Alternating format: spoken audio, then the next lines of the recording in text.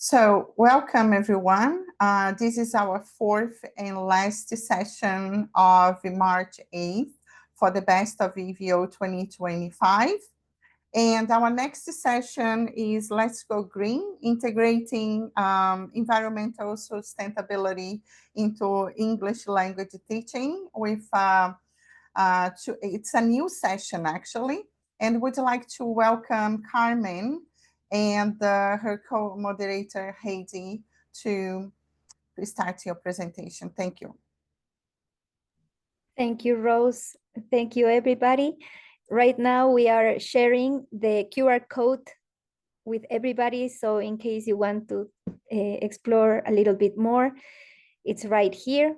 And we are going to start with Heidi presenting the members of the team.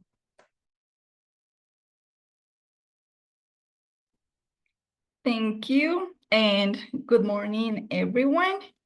We are so glad to share our main outcomes today, especially because we consider that it's the classrooms, it's a space not only to enhance English language proficiency, but also to cultivate environmental consciousness and inspire actions toward a sustainable future. So today we have Carmen Marisela Cajamarca, who was one of the main moderators here, and also two of our integrants with Julio Chumbay, Janina Quito, and Heidi Matute. We are English language teachers, educators from Ecuador. Our main interest on this topic is because in the last few months we faced severe droughts, and this is how we came to the conclusion that it's important to do something in our classrooms. It's important to take actions on that. So let's continue with the main focus. We will be explaining about the objectives, how many participants we had. It was very interesting. And also the main strategies that were considered important for our participants. So enjoy and welcome. Hello, everyone. I'm Janina, and I will be explaining a little bit more about our objectives and where our participants were from. So our course was 5 weeks, and we had participants from Argentina, from Canada, from Ecuador, and England, Ethiopia, France, Italy, and the USA. So from all of these countries, it was in total 57 participants. And so we can continue. Yeah, there we go. Perfect. First 57 participants, we used Canvas and Padlet as our technological resources in this course. So our objectives for the course were as follows. We had the general objective, which is the course equips English language teachers with strategies to integrate environmental sustainability into EFL and ESL lessons, fostering global awareness and responsible citizenship. So then we had our specific objectives, one for each week. The first week was to identify components of environmental sustainability and to explain their relevance in English language teaching. Then we had students develop environmental sustainability strategies in English language teaching by analyzing and discussing a real-world case study. We thought it was important to bring in real-world case studies so that teachers can see how other people have incorporated these things into their lesson. After we did the analysis, we started in the creation phase. So we had teachers create at least 5 types of authentic material related to environmental sustainability. This allowed us to evaluate participants' knowledge, skills, and attitudes as active agents of change. After that, we had them present an assessment strategy to reflect on students' understanding of sustainability concepts by sharing experiences with environmental sustainability integration in English language teaching. Finally, we had them reflect on their personal and professional growth by participating in a reflective wrap-up forum. So during week 1, some of the tasks that our teachers had to do, our participants had to do, was a discussion based on by creating a definition of environmental sustainability, so the key points. And we had them do another discussion about connections between language learning and environmental sustainability. And week one ended with a quiz on eco project-based learning for English language teaching. During week two, this is where we started with brainstorming sessions. Participants brainstormed relevant sustainability topics and themes for EFL lessons. Then they discussed their selected stories on what they looked at from the real case studies. They were given peer feedback. They exchanged their best strategies and provided feedback to each other, which was interesting to see. And it's always enriching to have another point of view from other people from around the world.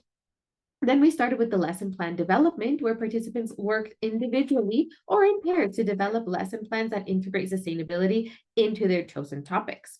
During week three, we provided our participants with resources for assessment in ecolinguistics. Then we had a discussion on language assessment from an ecolinguistic perspective, and then they had to discuss cultural relevance analysis, sustainability content analysis, and challenges and benefits of authentic materials in EFL teaching for environmental sustainability. And finally, for week three, integrating authentic sustainability materials for language learning and environmental awareness. During week four, we had resources for assessment creation. So once again, we started from the analysis point of view. Then they discussed their sustainable assessment. Why did they choose to use this particular assessment method? What do they think they are going to get out of this this assessment method? And then there was a rubric development. Why did they choose these criteria?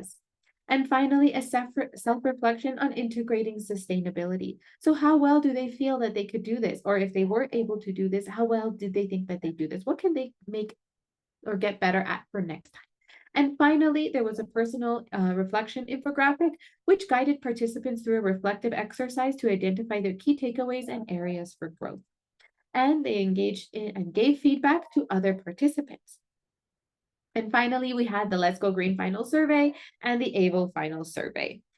In this course, we should note that we did not have synchronous sessions because during the time that we were creating the MOOC, this course and everything, in Ecuador, we were having electricity cuts of up to 8 hours a day or more because of during the dry season. So that's why we decided not to have synchronous sessions, because it was going to be too complicated to organize. We didn't know when we were going to have electricity cuts until sometimes the day before. So that's why we decided not to do them.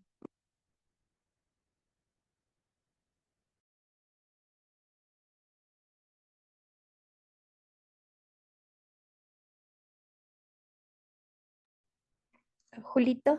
Okay, good morning, everyone. My name is Julio Chumbay, and now I am going to be talking about the final outcomes of our course, okay?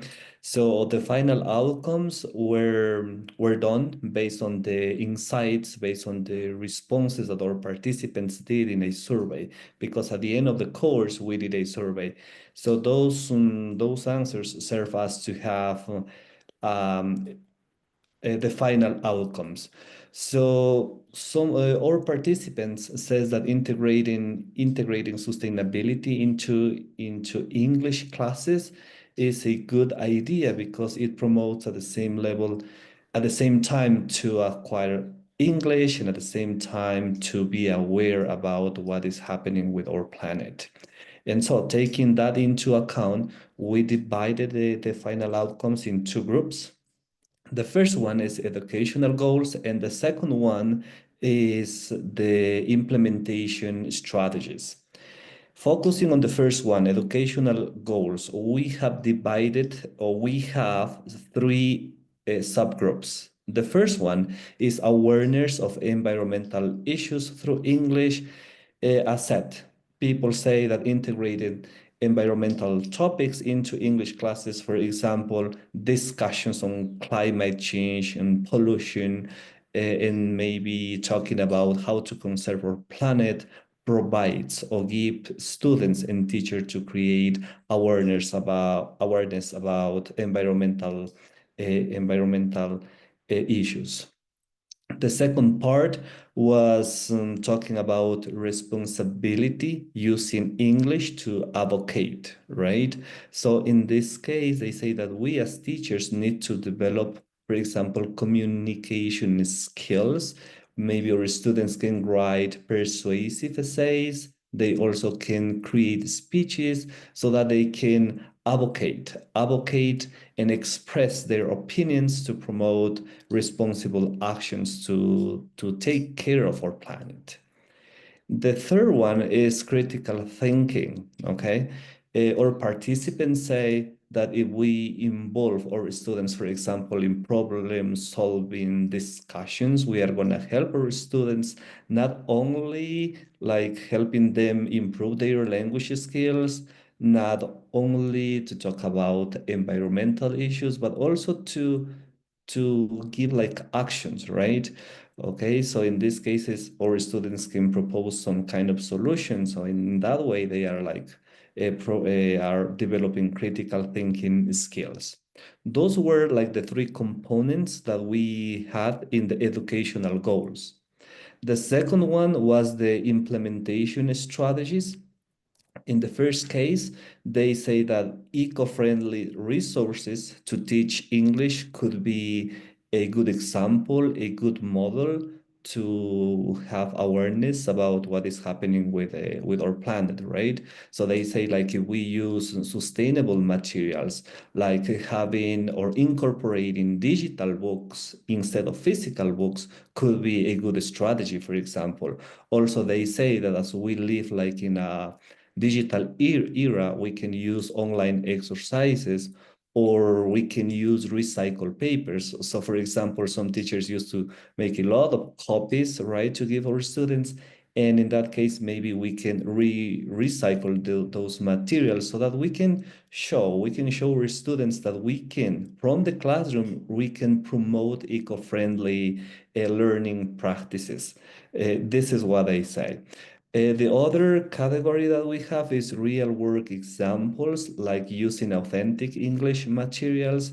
For example, we can advise our teachers, or we can maybe use with our students to use, for example, the National Geographic documentaries to engage our students and to see what is happening in real with our planet, right? And also we can ask our students to read articles to provide them some information, real information that is happening about our planet, right?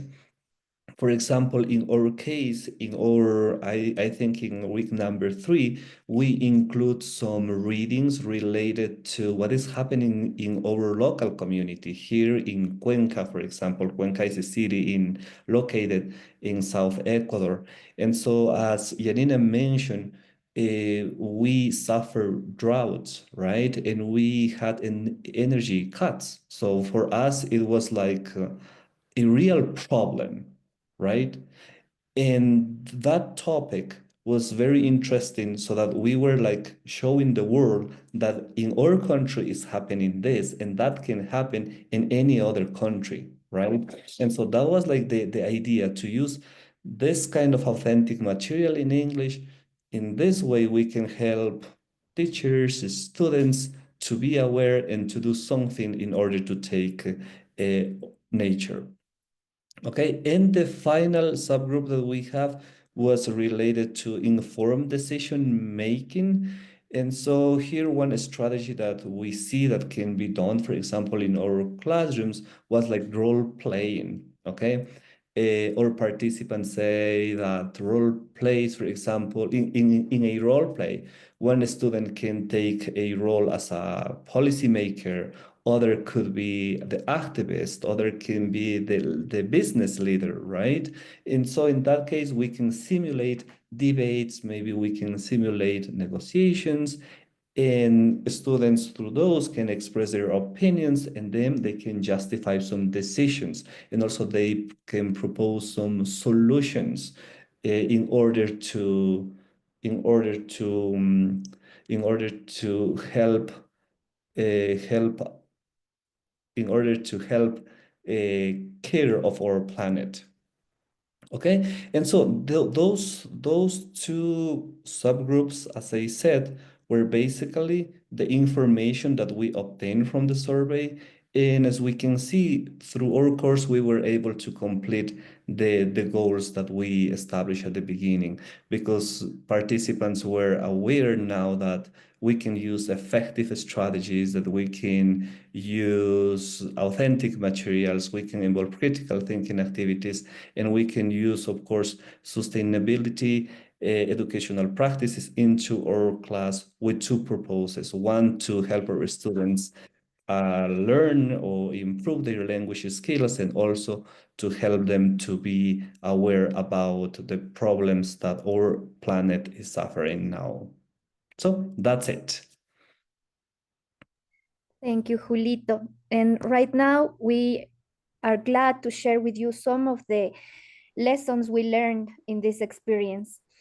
First, I am going to tell you about the insights we gained by reading the responses in the survey. So we learned that our participants found very important the knowledge about place-based instruction and the learning that they gain from the readings and from the videos, from the forums. And they told us that every week they learned something interesting, and they identified some similarities and differences from the other participants. 5 more minutes. Thank you. They told us about the level of knowledge they had before the session and the level of awareness they developed through the materials that they explored. It's important to mention that we had participants that are pre-service teachers, in-service teachers, as well as experienced teacher educators, authors of books, researchers. So we had a variety of knowledge in this session, and they experienced different environmental issues in their contexts, and they were able to discuss about these real problems that they face every day. They told us about how to integrate language resources, and also activities with the main topics of sustainable resilience. That was a word that we learned from our participants. We were focused on sustainable development, but we gained the knowledge from our participants about sustainable resilience or environmental resilience. Also, it was important for us to know that people in different countries wanted to have a professional network. So they asked us to share the contact information from our MOOC, from our Canvas, so they can contact for future connections. They gave us some suggestions, including the creation of more interactive activities to engage with this diverse audience. The discussions that we analyzed led us to understand the growing professional awareness, and that proves the advocacy of our participants. We learned that the first step needed to be an agent of change is awareness. They mentioned awareness a lot. And therefore, the access to materials with content related to sustainability was crucial for our session. We also are glad to inform you that we were asked to start a professional network. So we are thinking about this. So it is our mission now to connect people from around the world. And also we were told, okay, we love to have the ideas and we want to go beyond the classroom. In Argentina, for example, one teacher said, you know, I am going to do this with my students. I am going to do this project And I want to connect with another teacher from Argentina so we can start a project that is real now. So that goes beyond the discourse and that we can really do something for the environment. 2 more minutes. Thanks. And another recommendation from the participants included the use of introductory videos, as well as videos from the experience of other teachers around the world. So they said, we need to start doing these things and recording ourselves so we can share from our experience what can be done. So many ideas that we have now.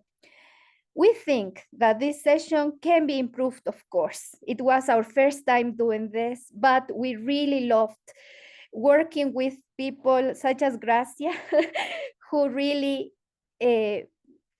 helped us, who was very patient because we did not have power, we did not have the resources available. So we also learned how to mentor others, how to guide our students in a very friendly way, but with the power of knowledge, with the power of the experience.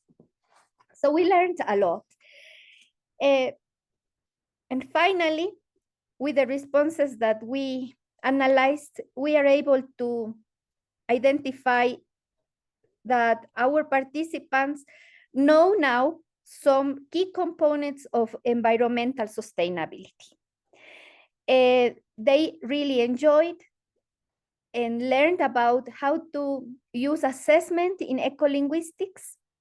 And they had a lot of opportunities to self-reflect, to share with others, to analyze their own practice. And so that is all. And right now we are happy to answer the questions that you may have. Thank you so much, Carmen, for such a wonderful, not just you, but the whole team, for delivering this session. It's really a much needed session. And we are really grateful to have you, the team here, delivering the session for us. And yeah, we all hope to see you guys next year joining us as a returning session. It's pretty normal in the first iteration. If you don't have the experience of delivering a session EVO and you go through the process for the first time, it is easy to feel a little bit uncomfortable and scary the first time. But with all the support that you gain during the mod PD, also from the mentoring, Graza did a wonderful job. She's a wonderful mentor. And also the whole coordination team is there to back you up.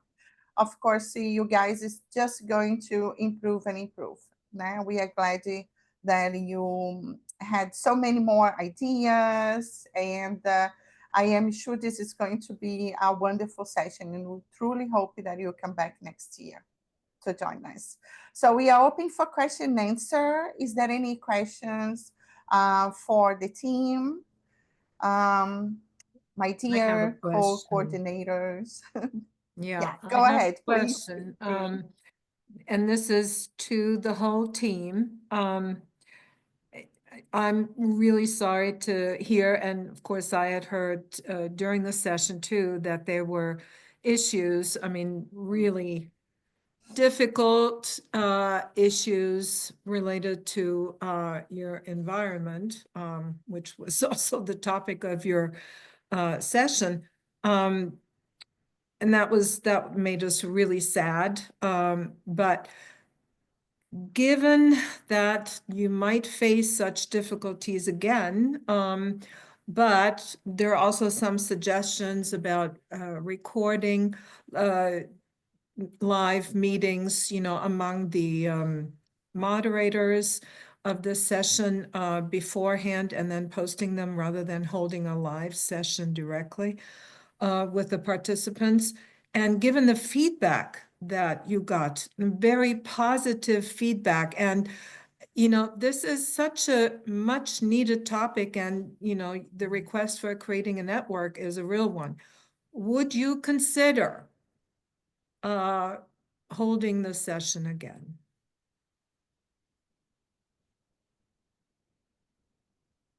Yes, thank you.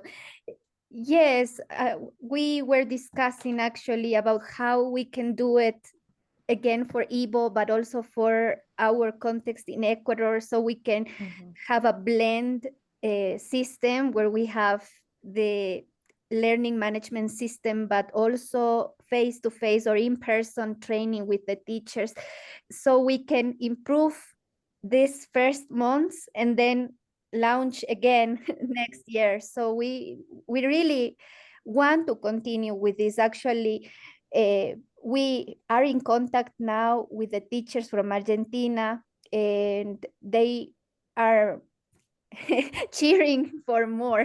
They are saying, let's Yeah. build the session together, and let's share more materials, because they shared materials in the forums that we now know and we can explore and we can share with more teachers. So I think it was great to have this experience, because we went beyond just that experience with teacher trainers in Ecuador. Now we are aware of other areas of education, for example, material creation for the language teaching from this sustainable perspective. So I think we gain a lot, and we want to share more with others. So we have to improve this time, and obviously now with experience we can explore more resources with AI also, because that helps a lot. I'm very happy to hear that, Carmen, because this is, I mean, we were blown away when we got the the proposal for your session, because it is such a much needed topic. And incidentally, years ago, more than 10 years ago, I had proposed to the U.S. Department of State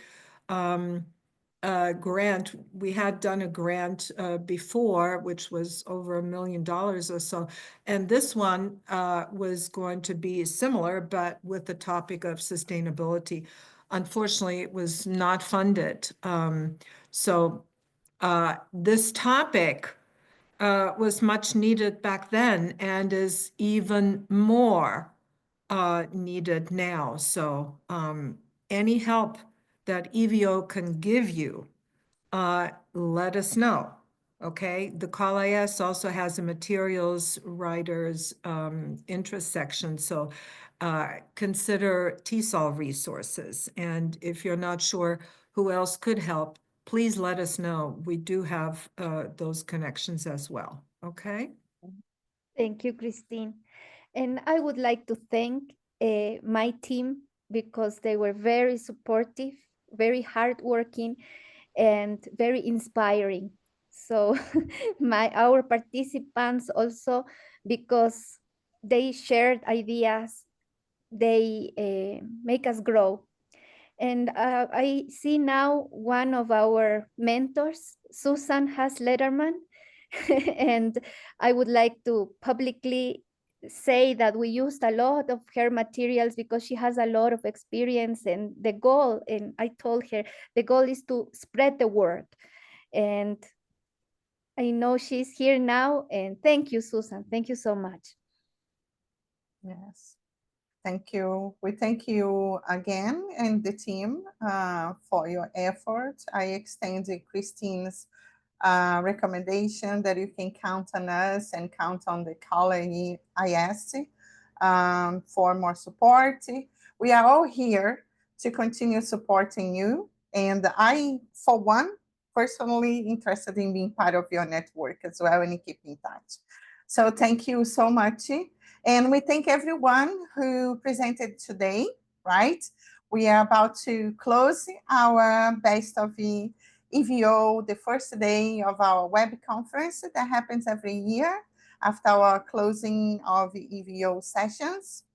And thank you all the participants, everyone that attended the session today, the live session with us. Christine, please completely, close with your wonderful words, and we can wrap up our session for the day. Muted, Christine. I just saw it and got the notification. Okay. Thank you, Rose. But what I would like to do is conclude with a picture. Yes. Right? Yes, Our picture tradition. time. Yes, and Jane is here. Yes. Jane, our I'm ready. picture taker Virtual and photographer. a wonderful social media picture creator. So please turn on your cameras. You can turn on your mics too if you like. Turn on your cameras for sure. And Jane will walk us through it. Jane? Okay. All right. Can you give me some, hearts and, rockets? 1, 2, 3. Cheese. Okay. One more time, just in case. Sorry, the pop-up. I need to. One more time. 1, 2, 3. Cheese. Okay. Thank you. Thank you very much, Jane. And thank you to everyone who attended, and to my co-moderators and the entire EVO coordination team that was here in full. So thank you for being here. It's been a good year working with you. So we'll see you all tomorrow, please. Very important for everyone that wants to be here tomorrow. It'll be an hour earlier because of the time change in the US. So please make sure you set your alarms correctly. Okay? And we look forward to seeing you tomorrow. Bye-bye. Bye-bye. Thank you. Thank you.